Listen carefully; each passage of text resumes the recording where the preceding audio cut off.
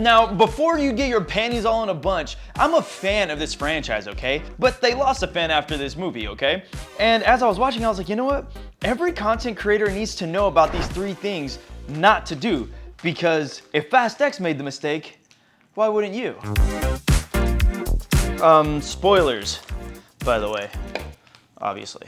By the way, I'm Joseph, and this is Live Creatively, basically your one-stop shop for content creation, or even just living creatively in general. You know, gear, camera, script writing, traveling, vlogging, public speaking, and pretty much everything in between.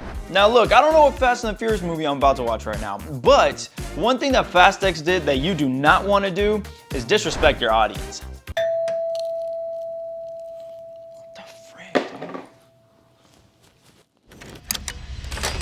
Hi there, would you like to talk about your Lord and Savior Jesus Christ? No, fool, I'm a Christian already. Now, this trash of a movie decided to end on a cliffhanger. Like it was some Game of Thrones crap. Like it was like, tune in next week to find out if they make it out the fire and flames. Now, I'm not talking about a cliffhanger like, oh snap, I wonder where they're gonna go with the series next. They ended the story with Toretto and his son about to get blown up because a dam was coming down on them. And then the rest of the team, they make you think that they died in a plane crash. Bro, when I saw the end credits come down, I said, you got to be kidding me. I paid for this? They disrespected me because I came to watch a movie that has a beginning, middle, and an end. And you didn't give me any of that. You disrespected me and my time. So for everyone who is a creative, number 1, do not disrespect your audience. Have you ever had that moment where you see a YouTube title and thumbnail and you're like, oh my gosh, this is exactly what I was looking for. 1 minute passes, 2 minute passes, 3 minute passes, 4 minute passes. It is an 18-minute vlog and you have no idea where that one piece that you came for from the title is at. That can be seen as a form of disrespect. So back to the topic, whatever you decide to make sure that it has a point that you can respect your audience. If it's a vlog, let it be a vlog. If it's educational, let it be educational. If it's to entertain, then be entertaining. You can call it, that's a false advertisement. I mean, that's fraud. That's not fraud. Call that false advertising. That's from Fire Festival. It's a document. That's not even a movie, bro. It's a documentary. I got documentary lines now? Okay.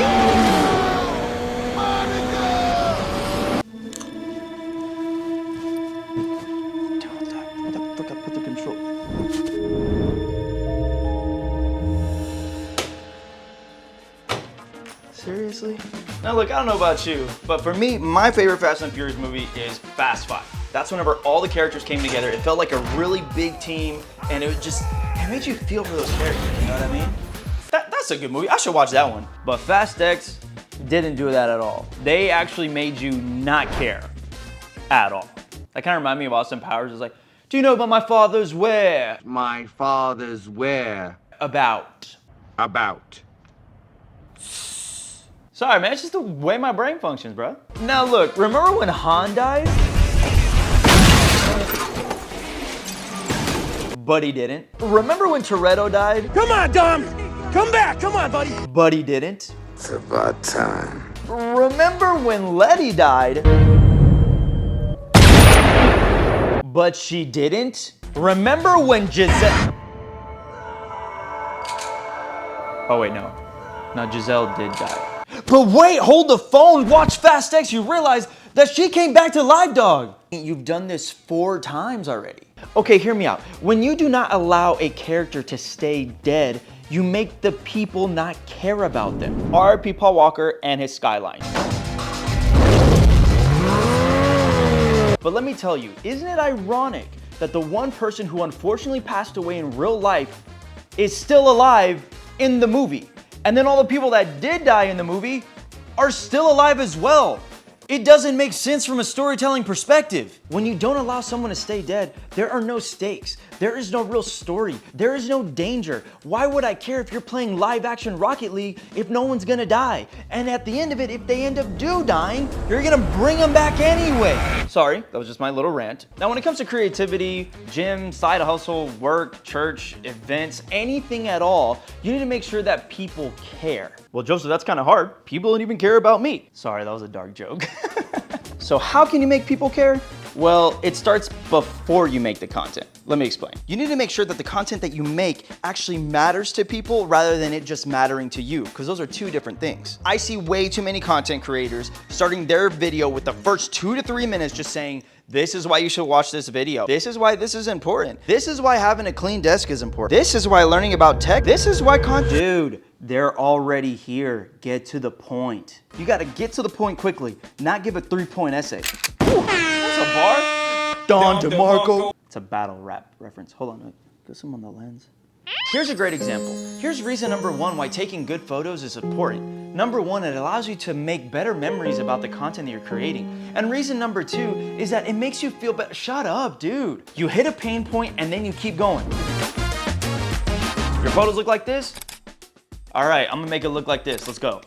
Pain point, solution, that's it. It makes the people trust you because they already are consuming so much content and they don't trust everyone. You're on that same boat. You need to let them trust you immediately. Make them care. So make sure that before you make any kind of content, make sure you know the person and their pain points. What do they struggle with? What do they care about? When you have a clear understanding of what they already care about, you don't have to beg them to stay. You can just give the information and they'll stay with you. Back to the movie.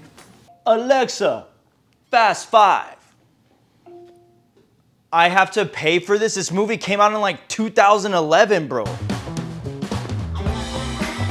What the frick is Peacock?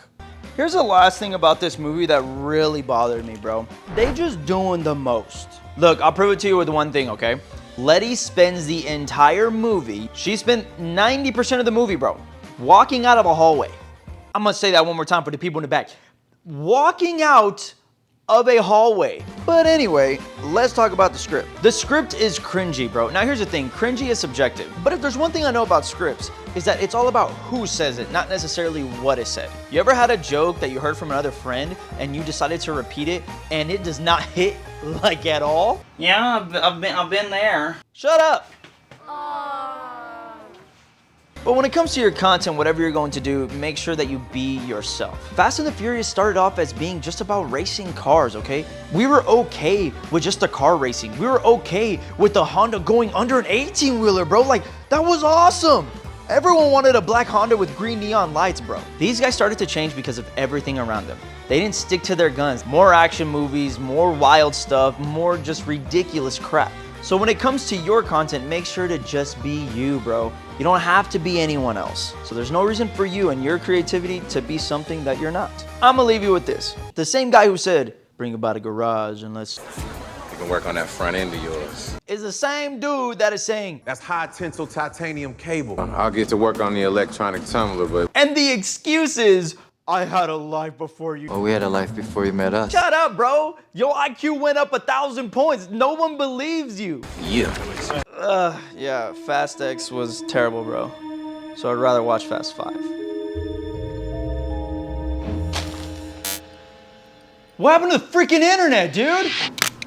It was just a simple question. If you just want to talk about Jesus, but you just didn't want to.